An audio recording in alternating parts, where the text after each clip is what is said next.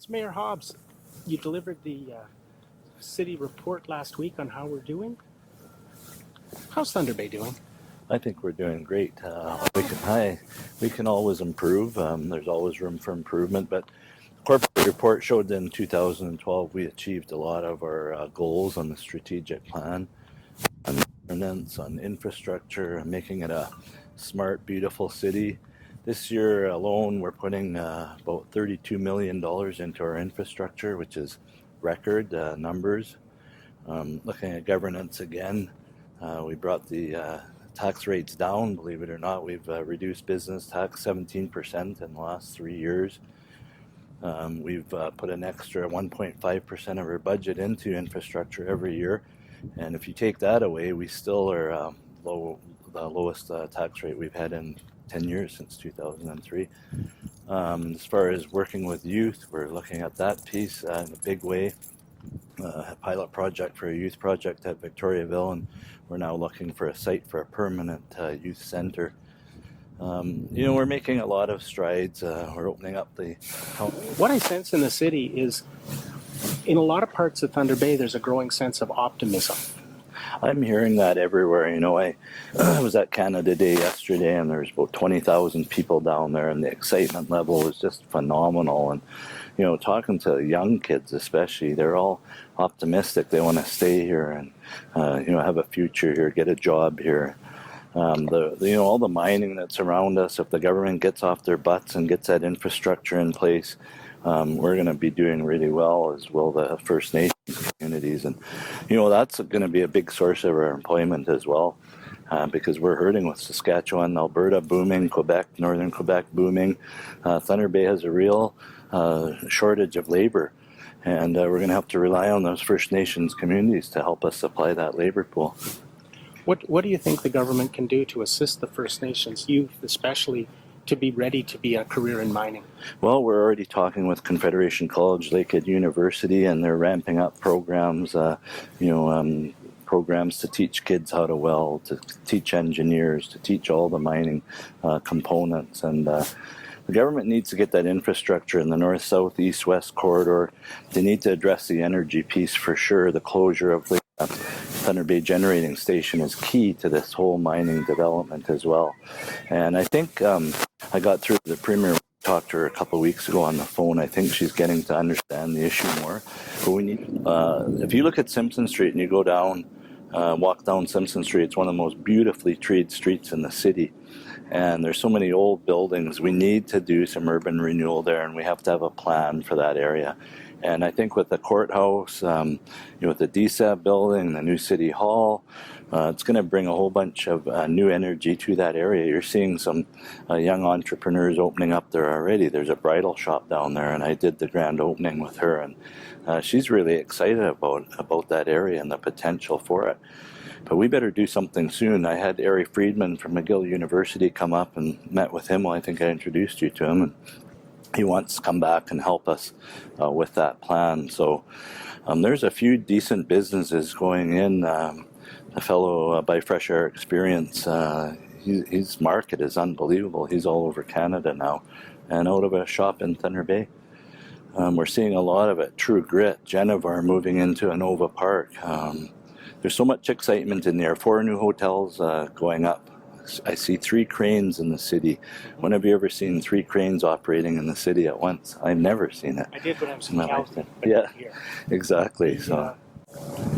The issues that we seem to face, the issue with crime seems to be a strong concern for a lot of our residents.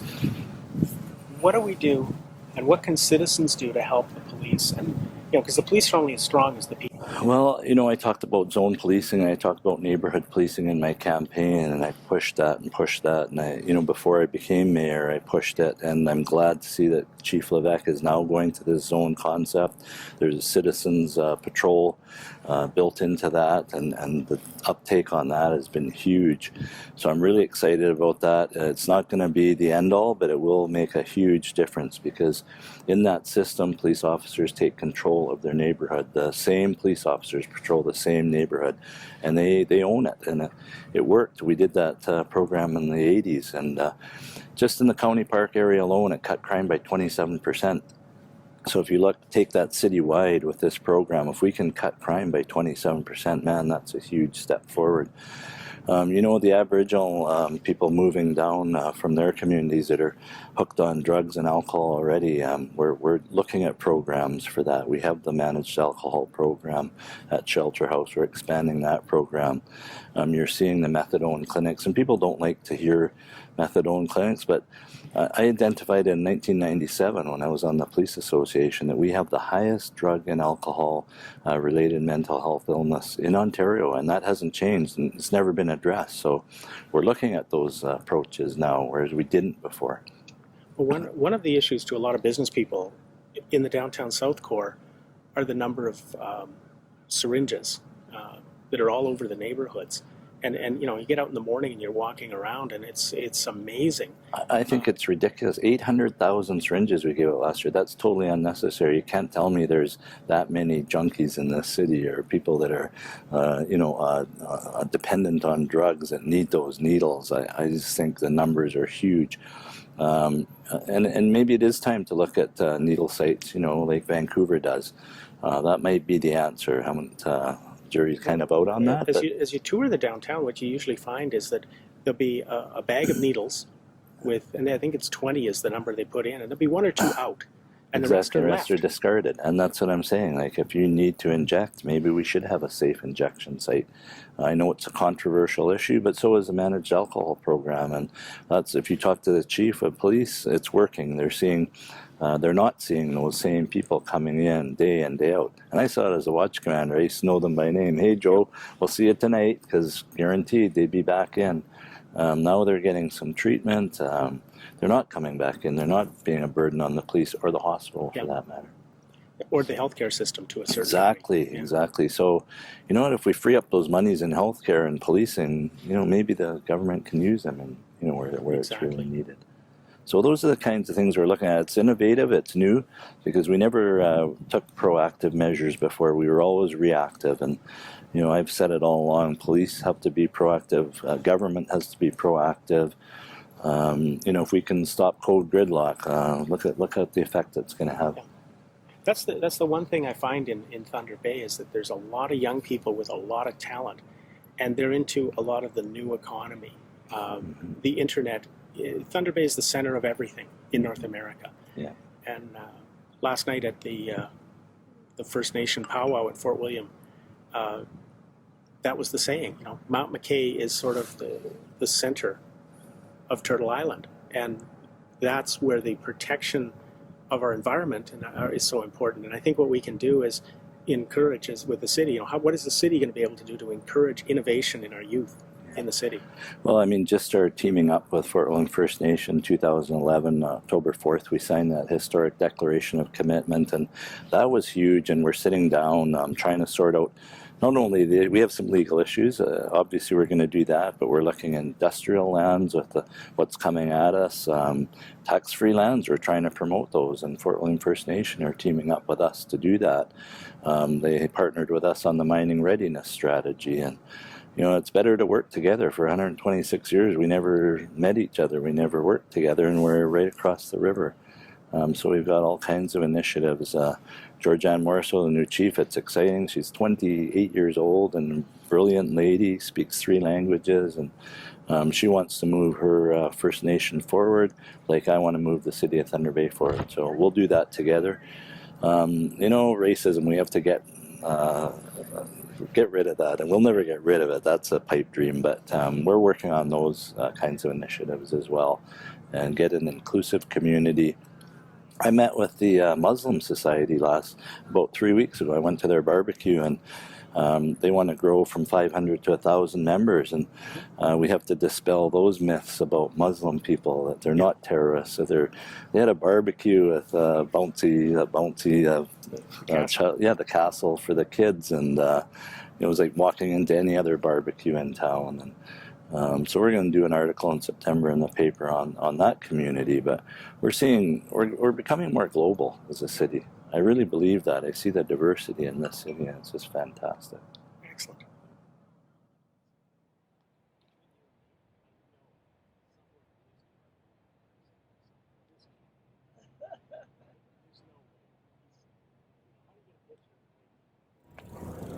Mayor Hobbs, we're working toward connecting the waterfront, and we're working on bike lanes. What are we going to see in Thunder Bay as those come together? Well, you're going to see connectivity, and part of our strategic plan, our four pillars are healthy, vibrant, connected, and strong. And we do want to connect the city. So we're going to try and get a network of bike paths so that everything connects north, south, east, west. And I want to also build in bike paths, dedicated bike paths into that, and recreational trails so that you can get anywhere in this city by biking or walking. And the least avoidance with traffic, to my way of thinking, would be the best solution. However, that costs a lot of money. Bike paths and dedicated recreation trails cost a heck of a lot of money, but if we pay for it over time and do a little bit at a time, I think we can accomplish that. Bike paths have proven so far that they've reduced accidents. Bike lanes, that is, I should say, and bike paths totally eliminate accidents. So a mix, I think a good mix would really work. Yeah, there had to be at least 20,000, if not more, people down at the waterfront for Canada Day. What's planned out for future events that the city's going to be hosting at Prince Arthur's Landing? Well, it showed me yesterday that an event center will work in the downtown core. 20,000 people showed up to the waterfront, and when it was all said and done, it took about 25 minutes for those 20,000 people to disperse. There was a little bit of traffic jam, but you know what? That's great. I love to see traffic jams. I think it shows that we're growing as a city, and so I think that dispels that myth that that event center can't work there. But we have the Blues Fest coming up this weekend. We have Summer in the Parks every Wednesday. I'm kicking that off this Wednesday night. There's so much happening down there. The splash pad in the winter, it's a skating rink, and we saw 150,000 people through the waterfront, Prince Arthur's Landing last year, which is record numbers. And those naysayers that are saying it's not being used, it's totally false. It's a huge gathering center. It's revitalized the downtown North Core. When the event center comes, I think that'll just explode. That area will explode. Now, one thing we don't do in Thunder Bay, and maybe it's something we should work on, January 1st is Thunder Bay's birthday. What should we be doing in Thunder Bay on our city's birthday? Well, we should be partying for sure, and the waterfront now is a great location to do that. There's all kinds of venues in Thunder Bay. You have the old fort, which is another great one. Hooking up with Fort Lone First Nation, they talked to us about promoting tourism together. So you have Mount McKay and the powwow grounds up there. I know they're sacred grounds, but we can do lots of things together in that regard as well. So Thunder Bay is a destination for tourism, and we need to really promote that a lot better as well. That's one of the things I think that people don't see is the tourism that we do get. Up at the powwow on the weekend, the license plates were from all over the United States. Yeah. And waterfront yesterday, you saw plates from Manitoba and Minnesota and Wisconsin. And, a lot of Ontario plates that with dealerships that weren't from Thunder Bay, so it's a good sign. Oh, for sure. I was talking to people yesterday from Wisconsin and actually from Oklahoma that were up here, and they're staying for the Blues Fest. So that's people staying in hotels or recreational vehicle parks, and that are spending dollars here. I'm still trying to get Costco here. We had 40,000 people cross the border last March leaving from Thunder Bay in the Northwest to go and shop in Duluth and Minneapolis. And I want them shopping here. I want those dollars staying here. So I'm working on that piece right now. And some people don't like big box retail, but you know what? If it's going to keep our people here, shopping here, spending dollars here, employing youth in those stores, then we're going a long way to boosting our economy and not Duluth. What can, as the medical school comes together, the law school is coming together, making Thunder Bay increasingly a vibrant international community? Well, we talked to Glenn Murray about this very thing, and he told me when I first became mayor, he says, build up that downtown. You've got the law school. You've got the Wayland building, which is a incubator for business, and it's Burla now, the group from Terrace Bay that's converting the mill, are moving their offices into there. And then you have the event center. You have the new Prince Arthur's Landing. The art gallery is going down there. And so what we're doing is exactly what he told us we should do. And he did it in Winnipeg with his downtown, putting the event center there, their rink that now houses the Winnipeg Jets. And Winnipeg is vibrant again downtown. So that's what we need to do. But I've said it before and I've said it again, now we have to do this in the South Core as well. Yeah. We are doing it with the courthouse, but the courthouse alone isn't going to cut it. What could be done in the downtown South Core that would extend, like a courthouse would basically be done by 5 o'clock? What do we do into the evenings in the downtown Fort William Business District? So that's where I told Tim Camisso and other city managers that I would like to see Simpson and Victoria become like brownstones, a nice trendy residential area with boutiques and shops. So the lawyers, when they do get off work, the judges, they can have a nice restaurant to go to, or they could choose to live in that trendy downtown area. And I think it's got so much potential. Like I said, it's the most beautifully treed street that we have in Thunder Bay, and it hasn't succeeded in a lot of ways, but we've never tried that residential mix. You could have boutiques and shops, little grocery stores, mom and pop shops, and above it have residential as well. So we just have to think outside the box and try stuff that we haven't tried before in Thunder Bay. The word is that Newfie's Pub on the corner of Victoria and Brodie is now going to be the first and only bar in Thunder Bay that's putting in a metal detector, so that when you're coming in for security. Do you have any comment on that? Pretty sad. I find that pretty sad. I'm not a big fan of bars in the downtown cores. Restaurants, yes, that serve alcohol, but strictly bars. That area sometimes, and I said it a few weeks ago, that downtown core is starting to look like a ghetto. The Royal Eddie Arms, for example, we're closing that, and we're going to move people, make sure that those people in housing have decent housing. That plan is in place. I'd like to see a seniors home go into the Royal Eddie Arms. Seniors shop. They have a lot of money. There's a lot of money with seniors, and they would shop in those boutiques, and they'd feel safer down there as well. So Patterson Court, we have one already there, so it'll just be an extension of that, and make a nice place for them to be. Yeah, they would tend to want to go to a restaurant rather than a bar, Exactly. especially senior citizens. Exactly. Those bars, they're entrepreneurs. They're trying to make a dollar, but it hasn't done a great service to our community. Okay, well, Mayor Hobbs, I want to thank you for the time today. No problem. Thank you, And, James. James from NetNewsLedger at Boulevard Lake with Mayor Hobbs.